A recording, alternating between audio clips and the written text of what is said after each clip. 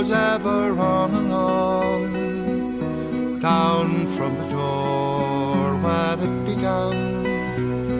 Now far ahead the road has gone, and I must follow if I can, pursuing it with eager feet until it joins some larger way, where many paths and errands meet, and whither then I cannot say.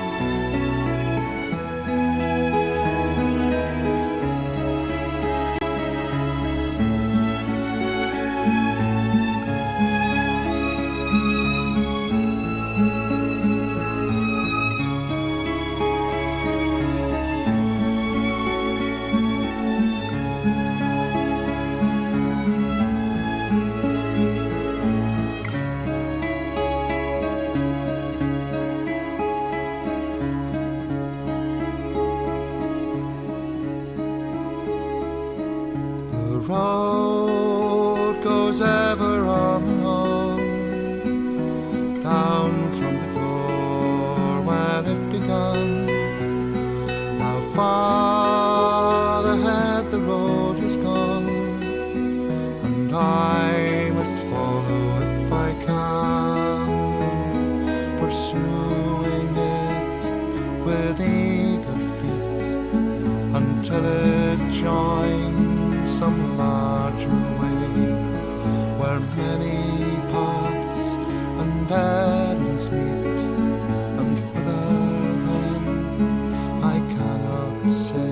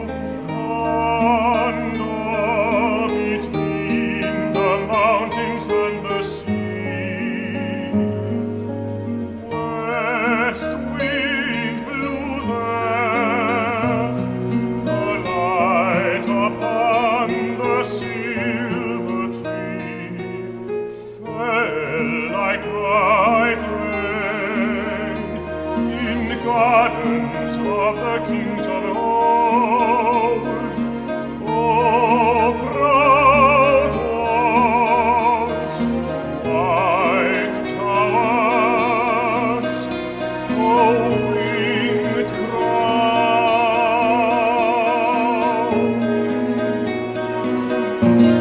and throne of gold.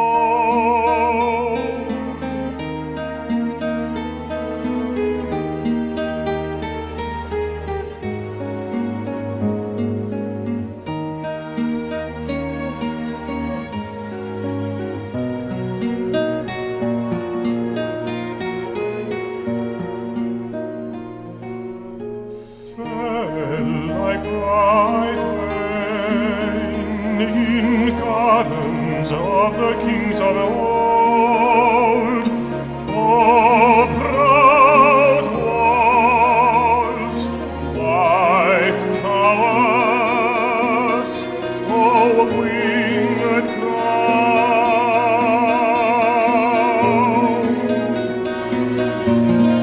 and throne of gold. Oh,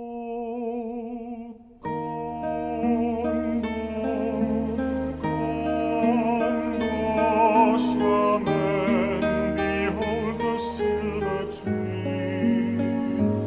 Oh, west wind blow again between the mountains and the sea.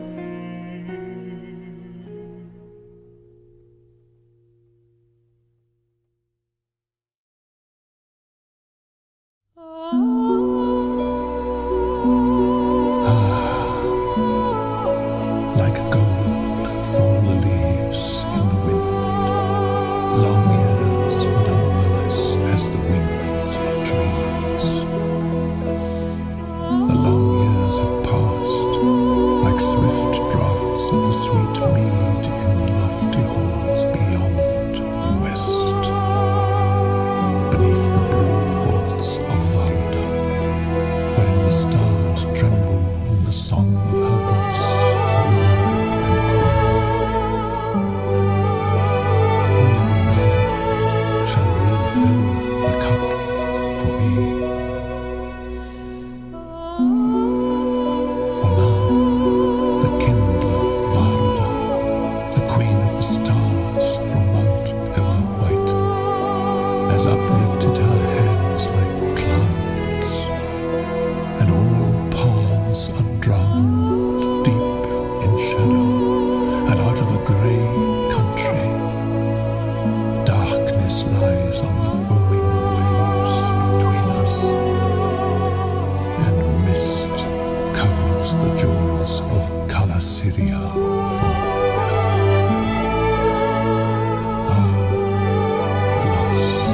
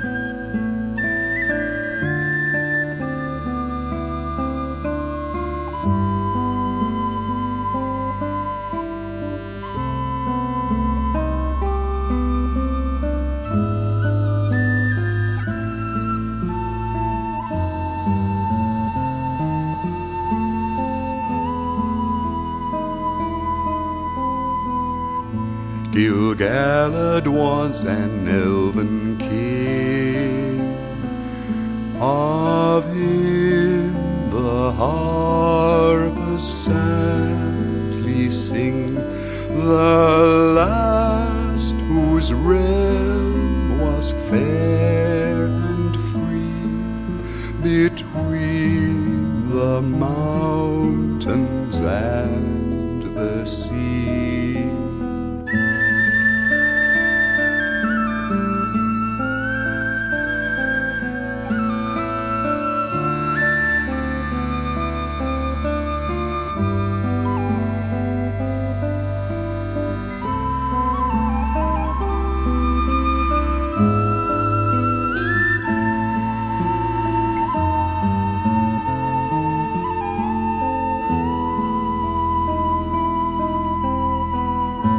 His sword was long, his lance was keen, his shining helm afar was seen.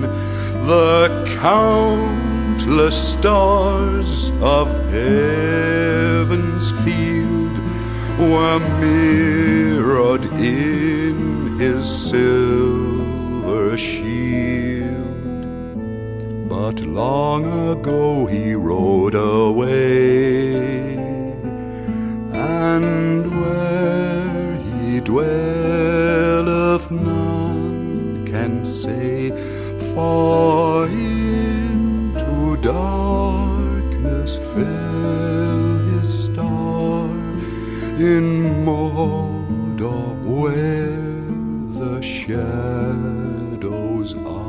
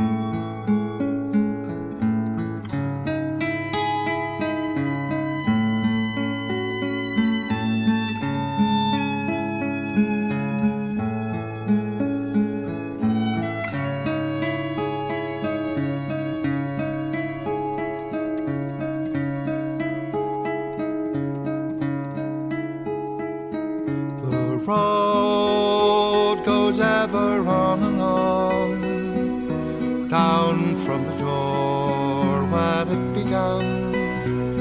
Now far ahead the road has gone, and I must follow if I can, pursuing it with eager feet until it joins some larger way, where many paths and errands meet, and whither then I cannot say.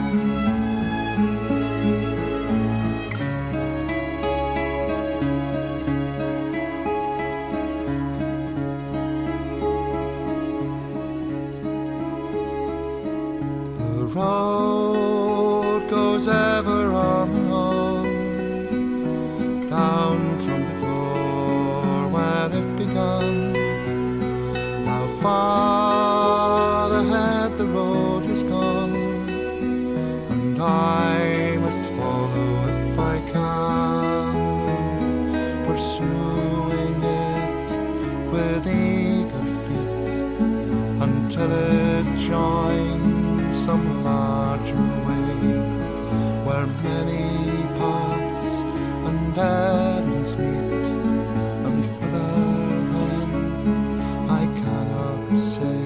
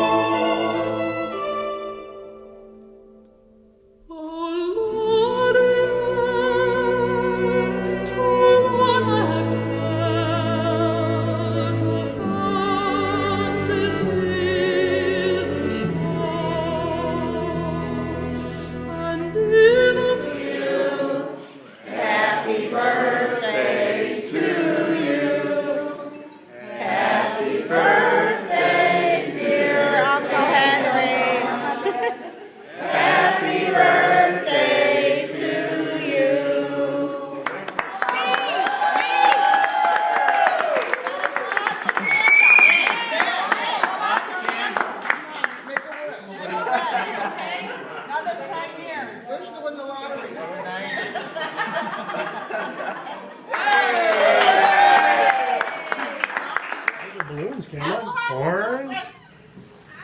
I called blue already. Well, I should have wanted that one. You look perfect. Pull that one out and do it. Freshman year in high school, he said. I could tell you were kind of a bad boy. That's what Sharon's like. I get dressed in the cafeteria right across. Happy birthday to you.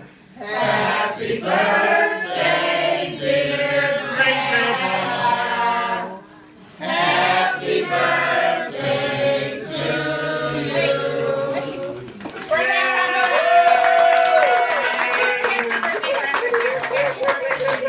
Blow 'em out. Okay, make a wish. Grandpa gets a blow. You gotta get a little closer than that. Come on, you big old bag of wind. Big old bag of Help him out. Blow. Come on, help him out. More air. Come on, come on.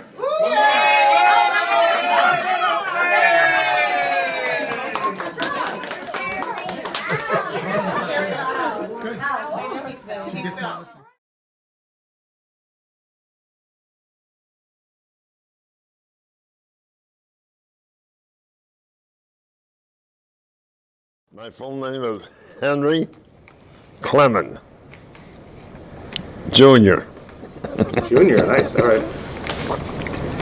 Well, Henry. I was born at 4111 North Whipple Street and raised there all my life, and most of my life was really wonderful. I'm going to read you the next question. All right. What was your first job? My first job, well, it was at a factory after I got out of high school. Yeah. After I got out of high school, I worked for about a year and 3 months, and then I had to either go into the Army or I signed up for the Navy instead, which I spent 3.5 years in the Navy. When you were a young adult, what did you do for fun?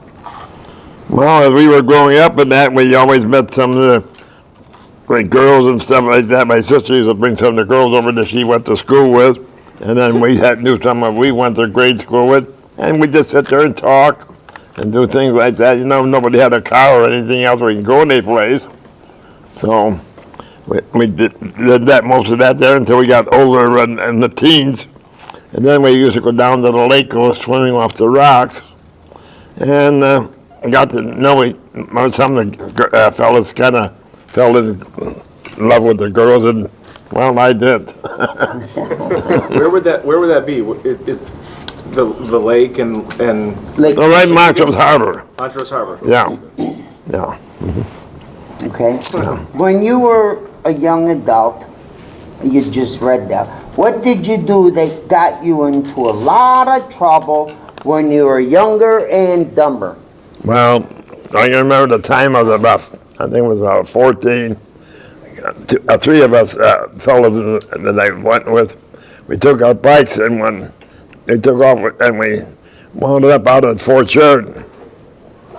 And then by the time I got back, it was real late, and my mother and dad gave me the works. So any police activity ever? No, there wasn't much of that around at that time. Right.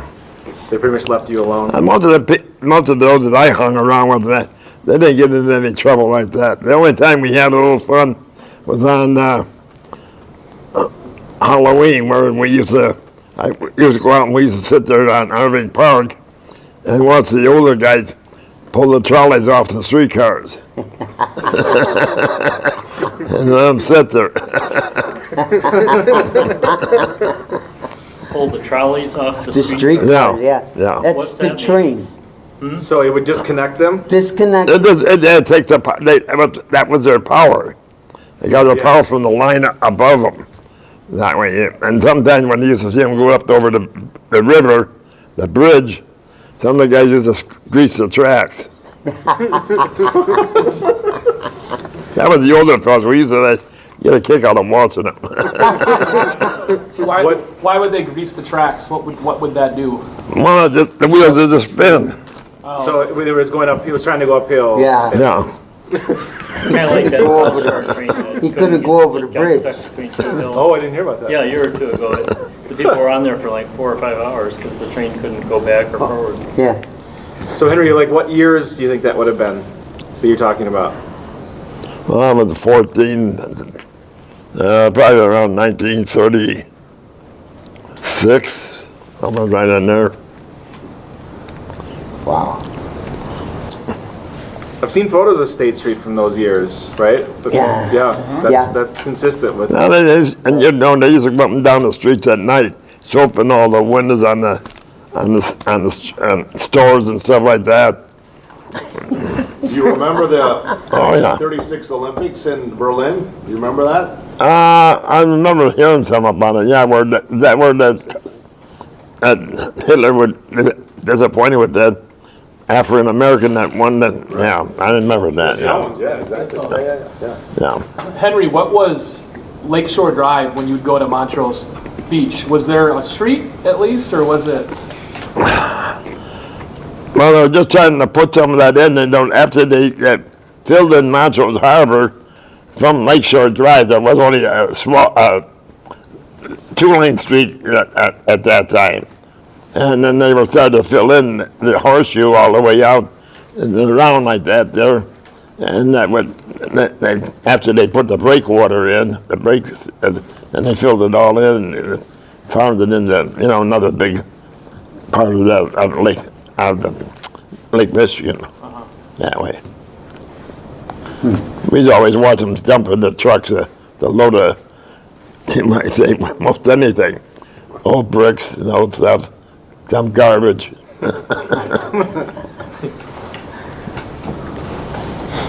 What was your primary profession throughout your life? Well, after I got back from the service, I went back to the factory and I got my job back. What was the name of it? It was a Republic Flow Meters right there by the First in the River, right next to the candy company. Diversity in the room. How about it? Yeah. And then I started doing some assembly work, and then that years went by. Then I got into working on panels, control panels for high schools, hospitals, and Edison power companies, and everything. And then we used to make the meter boxes that they put on the outside, the electricity, the readers. And then we made the circuit panels for schools and stuff like that, or wherever they needed them. And then also later on we got into electronic controls, and then we would get where you went to Ravenswood Hospital, we put a whole new system in that Ravenswood Hospital, where the two powers that used to come into the hospital from the power company, and if that failed, then the automatic generators there would start automatically. Just flip right, check right, come right in. Yeah, that way. So you had that job before you were in the war, then? Before you went off to the war, before you enlisted in the service, Yeah. you had that job. Yeah, well, I started at 50 cents an hour. 50 cents an hour. When I got back from service, they boosted me up to $1. There you go. Yeah. Wow. What was the happiest moment of your life? Well, mostly when I was 11 years old, Depression on 1933, my dad managed to get a couple of tickets, and he took my sister and my mother and I, we all went to the World Series, the Century of Progress. And we walked around and got in a lot of free stuff and stuff like that, and we had a good time. I enjoyed that. It was really was something to see that way. It's incredible. Yeah. What is your most memorable experience from the war? Well, when I went down, I was stationed in, the Great Lakes, I trained at Great Lakes. And then I went to New York, and then they were going to shift different ones at different places. And I wound up down to shift to Florida. And then I found out I was waiting for a ship that was going to come out of New Orleans, so they sent us over to New Orleans, Ellis Island, and then we had to get on the ship and then went down to the Panama Canal Zone. And then after I was down there for a while, I got in the radio and I learned how to operate radio and that stuff like that and communications. And then we used to fly from flying boats, take off in the water. We go up in the water and that with bombs under the wing. And then we'd fly from Nicaragua all the way to Colombia, and looking for German submarines. Yeah.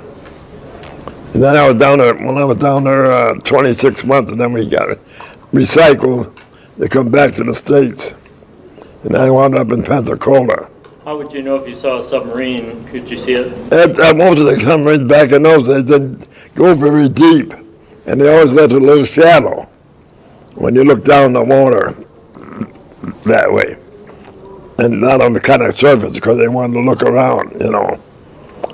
Because they like to cut off the entrance to the Panama Canal to keep the ships from going across to the Pacific. And I said, well, when we were down in when it would take time off on Sundays and that, we used to get with the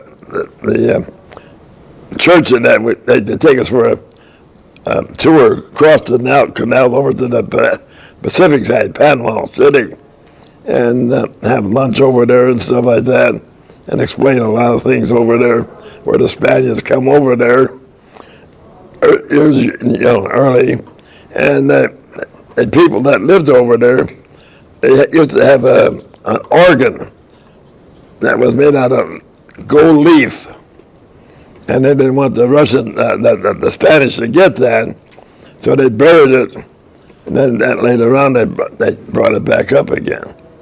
So that was a good story. And watching the ships go through the pan as they raising up to the different levels. Did you ever personally detect one of the subs? Like, did you ever see it The one. in the water? One of the submarines? Did you ever see one? Yeah, we saw one time, yeah, but he kind of took off. Oh, so you couldn't get them? No. We had these devices that you would drop down in the water, and that also would pick up the sounds that way. And most of the pilots used to listen to that stuff. So, but it was interesting. So you would drop sensors that were like anchored. Then they were like tubes like that. You drop them down, and they would pick up any noise. They were battery operated. They would sink. I mean, they would sink right in the ocean. That way. What age was the best age of your life and why? Now, the best age of my life when I met my wife and got married. That was in Pensacola. I met her in Pensacola. She was in service too. So that was early 40s? Yeah, that was. I got out in December of 45, and then she finally got out in February of 46. Was she also in the Navy? Yeah, she was in the Navy, yeah. She joined up from Michigan. She used to live in Michigan, Detroit, and her brother signed up to be in the Navy, in the Army, and she thought she would met some girls from school and that joined the Navy, so that's when made her decide that she'd go in the Navy. And then they're training up in New York, and then they were sent at all different places. That way. You know you're being recorded, that's why you said that, right? Say what? You know you're being recorded, that's why you mentioned... What can they do to me? And going on 95 when there's nobody here left anymore. All my friends are gone. It's a good story. What do we have left? One more. What life advice would you pass along to the next generation? Well, I tell you, when I was growing up, things have changed an awful lot now when you got into electronics after the World War II. And nowadays I'd say study, do the best you can, and get into all the stuff that's coming up. You're going to have to get a job, you're going to have to use a computer, in most cases, even if you're only doing paperwork. What you used to do. Now you don't do that no more. Yeah. That's true. That is very true. Well, everything that goes on the computer, all your records and everything else now, the doctors and everything was automatically on the computer, you know. And when I go to them, we didn't have no telephone, we had no radio. The television was way ahead of us. Yeah, when we used to go next door, use a phone, drop a nickel in, get a call, and she'd always let us use the phone. Anyone else have any questions for Henry? When TV came out, which shows did you like to watch? Well, at that time, I was quite young at the time when they first came out. There was a lot of, what was I going to say? I can remember some of them now. The Shadow and darn it. There was a lot of TV shows at night. And then, of course, they come up with what was the one that was on TV? They had a talk show and all that. And the one that had Jack Parr, and then they had the one with come out on the stage all the time and had different people. Ed Sullivan. Yeah, Ed Sullivan, that's right, They used to have a clear signal at night, which is why the shows. Yeah, but the televisions we had, were small. The ones that we had, the small and that, and, some of the times they get blurry and stuff like that, until they got further along. How long did the tubes last? They didn't last very long. That was another thing. You had that big tube over to contend with, and a lot of times they would, the smaller tubes in the set would go out. That's all. So my dad and that he was always interested in that electronic stuff and that. So he got a tube tester. And then we used to get it so we could test our tubes. And then we would go to Radio Shack and buy the tube and come back and install it. And most of these guys don't know, but you used to turn on your TV and you'd have to wait about 2 minutes. Sometimes it did, yeah. Solid state came out, and that was a huge Yeah, thing. well, your tubes would light up right away. Like they get do. hot, too. Yeah. Yeah. Hey, Henry, did you go to church growing up? Yes, I went to Methodist church when I was growing up, Almost as good as Catholic, right? because that was right in the neighborhood. Right. And then later on, after I got married, and all my wife went to Catholic church, and then after that, my kids were all raised Catholic, but I didn't change. So everybody was baptized and Yeah, confirmed. right. And all the different things, that graduations they had and everything. And then they all went to Roosevelt High School for high school. Wow. All five went at one time, so they all used to walk together.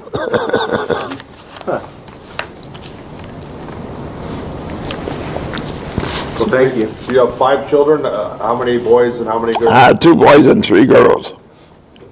Yeah, and the girls come here. This is the other day, took my laundry back to did a washing and bring it back Saturday. His granddaughter's a dentist. Oh. Yeah. My dentist, too. And the other two, granddaughters graduated from Lane Tech, and they became teachers. One teaches in Bentonville, and the other one teaches in I don't know what the heck. I can't think of it right now. Edison? No, the suburb down in, no,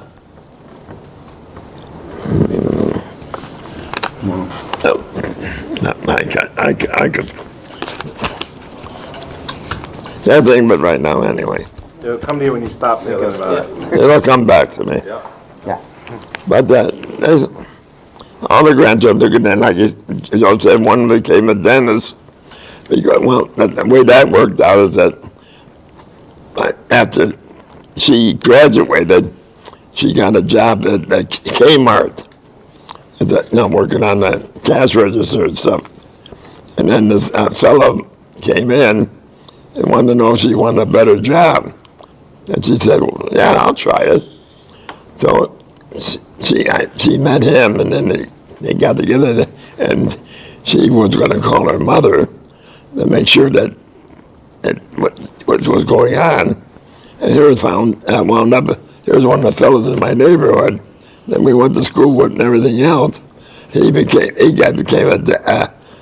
making false teeth and stuff like that after he come out of the Navy. And one thing led to another. So by the time she went to college and got there, and then she took up the dentist that way. She used to know more about teeth than some of the other people going there at the time. She has her own practice. Yeah. Where is it, Joe? In the city? Oak Park. Okay. One used to be in Albany Park, but one day they decided they didn't need her anymore. No. So they asked her to leave. Really? Yeah. So she's in Oak Park now, and I tell you, she's got a lot of happy customers. I'm one of them. I think if you can buy a Lexus, I guess you got to have money. That's better than most people can do.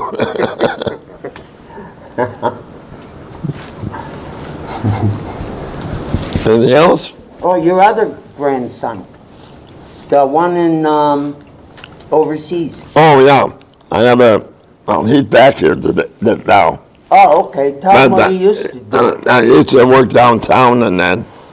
And he got a job overseas in Australia. So he's been down there for, almost better than 2 years already. He just got back for 15-day leave. And everybody was happy to see him. He's only 36. And what did he do over there? Well, he worked in the department where they have loans and stuff like that, and give out money and stuff like that. This bank downtown, the National Bank, decided to start a branch office down there. So he had worked downtown there for a couple of years, and then they finally picked him to go down there and see what he could do. He was doing pretty good over here. I'm sorry. Yeah, he said, we talked to him back and forth on the computer and pictures of that and see him and everything else. So that's where a computer really comes in handy. Yeah, right. When you look back at your life, do you have any regrets? Like you chose to do one thing instead of another? Not exactly, no. A lot of times you have a lot of choices. Unless you want to go be a ditch digger, digging ditches. Which a lot of them did back there during the Depression. Working on streets and repairing those. Irving Park used to be a brick street, and they turned out the bricks and they put these islands in there next to the railroad tracks, the streetcar tracks, and the streets were all cemented, redone. Yeah, I think there were sort of granite blocks or something like that. You traveled a lot as a young man in the Navy. Did you travel with your family, vacations? Well, I've been through every state in the Union. And I traveled a lot. One of my wife's brother there was, she comes to a family of 8, and there was 5 boys and 3 girls. And later on, her father used to be a pressman, a plitter. And then now, after later on, he got to install printing presses all over the place. Then most of the boys all picked up the printing, so they all wound up going different places, getting in the printing business. One was in Washington, state of Washington, one was in Florida, and one was in California, and one was up in Pennsylvania. And we used to travel different places going back and forth. And then also I went down to the caves down in New Mexico. That was really something to see down there. And then, most of all the national monuments in the Western, that I've been through all of them. Grand Canyon, of course, Las Vegas we have to go by. So have you been to Alaska? Polar Dam and all through that. Have you been to Alaska and Hawaii then too? No, not up that way, So no. just all the Mostly in the United States, yeah. Yeah. Oh. Yeah, it's nice. I enjoy seeing the different companies. We stopped in Tennessee one time. We went down and stayed in Kentucky and went to where Abraham Lincoln originally was born. And then they had some caves down there or caverns we used to go through there. And, moved around, picked up some of the hot, interesting spots that way. And I've also been to Niagara Falls. And I've been to then later on, I was up in Michigan. Their mother and father moved up into Michigan. And we used to go up there on summers with our children. Then we'd go up the straits up there and watch the ships going through on the Lake Superior back in Lake Michigan. And then one time later on in life, we went up that way all the way to Canada, up to Lake Superior, took all the way along Canada border, all the way back to Niagara Falls, and then went to stay there for a little while. So I covered quite a bit of ground. Yeah. It's impressive. It's a lot of driving. Well, I only put 7,000 miles on 1 month. In 1 month? Did your kids ever get in an argument in the back seat, the 5 of them? Well, when they were growing up, yeah, everybody wanted the back seat. I bought a station wagon. That's rear seats faces the opposite. Yeah. Sure, yep. And then either that or everybody wanted a seat by the window. You get So cars. one got stuck in the middle of someplace, Right. 5 of them, somebody was in the middle. Yeah, right. So, but I never complained. I enjoyed a lot. And I had to meet a lot of her side of the family. And her oldest brother, he was a prisoner of war in Germany. He was shot down over B-17 over Italy. And just before Italy, where the oil fields were. And then my wife's, not my wife, my sister's husband, he was captured in Germany, and he was following going into Germany when they were breaking through Germany that way. And then her other 3 brothers were in service. One was in the Navy, and one was in the Air Force, and the other one was in training. Henry was one of your kids your favorite, or did you love them all the same? One? Was one of them your favorite? No, not exactly. I would say that. They both were good. My oldest boy, he became a plumber, and my youngest boy, he was working in a gas station, changing oil and stuff like that, helping out. And a guy come along one day and says, he works for O'Hara Field. He says he would like to have a job working for Tiger Airlines. So he went out there and he got a job at Tiger Airlines, and he was there now. And then they Federal Express bought out the Tiger Airlines. And he was there for 26 years. He's retired now. All my kids are on Social Security. They're all retired. That's great. My oldest one will be 70 this month, next month. You don't look old enough for that. No, I can say I'm lucky that they Tell all me live. how old you are. How old are you? I'm 95 going on 96. I was born May the 7th, 1922. Were there others in your family that lived to older ages? Some of your relatives? Well, yeah, my mother's brother, he was in World War One. He come back. The two of them were, and the one come back. He was shell shocked, and he lived in I would call it like a surgeon's home out in Elgin for years until he died. Until he died out there, yeah. Yeah, they have a big mental health. And he's buried in that cemetery out there. Really? Where did he serve in World War I? Do you remember? He was in artillery, Artillery, oh. and all the firing and that gets affected him. Yeah. But he stayed out there, and then he joined. Later on, he got in with the group in that there, and they formed a baseball club and stuff like that, and they got in that type of work all for the rest of his life. He'd never go out because he never had another job of any kind. He had no training, and when you're up in your 30s, 40s, 40s, you know, it's not easy to start over again. So he stayed there till he died. He was 52. Ooh, that was young. Yeah. How would you describe your wife? What was she like? And Well, I tell you, I enjoyed her when I met her, and as we went along, and then we were getting married, and then I had to go up and actually meet her side of the family. But I never thought what's going to be like.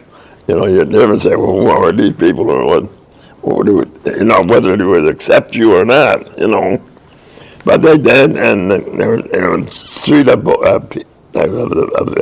boys and that, they were much older, so I got to know them pretty well. And the thing just went along fine.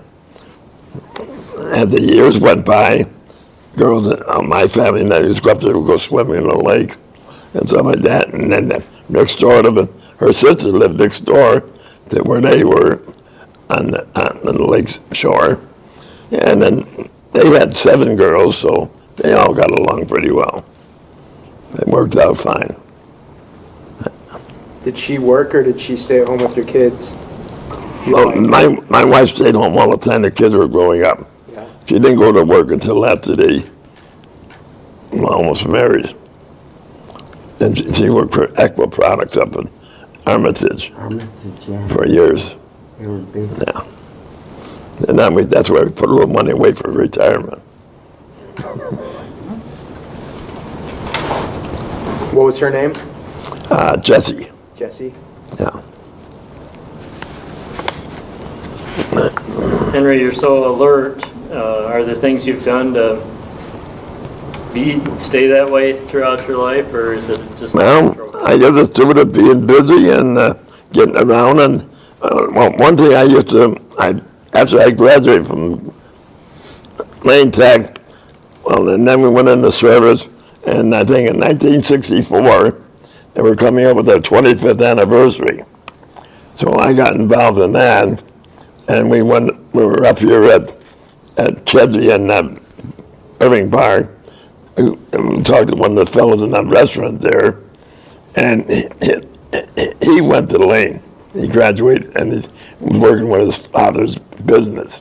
So we rented a room where we could get a committee together, and we got about 23 people together, and we looked up all the telephone books we could get. We looked up the name, because at that time, most of your people that went to Lane were all boys, 4,000 of us. Wow. And most of them lived in the general area or shorts up in the suburbs, you know. And we were managed to get, I think, almost 400 together for our 25th wedding anniversary. I mean, that way, so that worked out fine. And then we decided to stay together and have an anniversary every 5 years after that. And until we got to our 65th. Oh, man. And then we started having, we didn't have many people left. So we had one every year until 70, and that was the last one. So 70. But we used to charge no more than $30 for dinner that way. And I was in charge of the mailing department of it. So I would send letters out to people that moved on the list that we had, California, Florida, Texas, Arizona, different places, and in the general area. And they said they couldn't make it, but they were doing money. Well, sometimes I would get $500, $600, $700 in donations. That was enough to have a band and we had those little people that came in and singing and talking one time. Little people? Yeah. Like what? What do you mean little people? Well, they were the one the performers that went around and. Awards? Yeah. Literally? Yeah. Okay. Yeah. And they were pretty good. And then, of course, we had that musicians there. I mean, we had that different one that would play. Little people? Yeah. What did they? What role did the little people play in the party? Well, they would sing and stuff like that. Like Wizard of Oz kind of songs? No. They just sang music more or less at the time. That way. It's a small world. Yeah. But then after they got through singing and that, they go around and they go to each table like that, and they would talk to the women. And kid them around a little bit. Henry, did you belong to a auxiliary post? Yeah, VFW. Okay. I still do. I'm probably the last one of the left of them right now. Which post is that? The one up at, I used to go to the one at, Canfield and Higgins? yeah, Park Ridge Post, Yeah. that way. So, You're still close with them, you said? yeah. Yeah, they moved. But I haven't gone to any meetings here lately. In fact, I called up lately, find out why I'm not getting a newsletter. But I'm sorry I haven't got a decent answer yet. They sold their building at Canfield and Yeah, and they moved over to the White Eagle. Yeah. Oh. And they took over the post of the other post. They lost a lot of members in 1 year, 9,000 members. Whoa. They used to be the #1 VFW in the United States. Yeah, right. For 6-7 years in a row. Wow. Yeah, they were big. Well, That's where our St. James guys. the trouble is, Really? at that time, most of them were all World War II veterans. Yeah. Maybe a couple of World War I's. I don't think there were that many left at that time. But World War II, and they had dances. They would have a hall there at Park Ridge, and they would have different things going on that way. And then they also would rent out the hall for different occasions for different people that want to use it that way. Wedding anniversaries and stuff like that.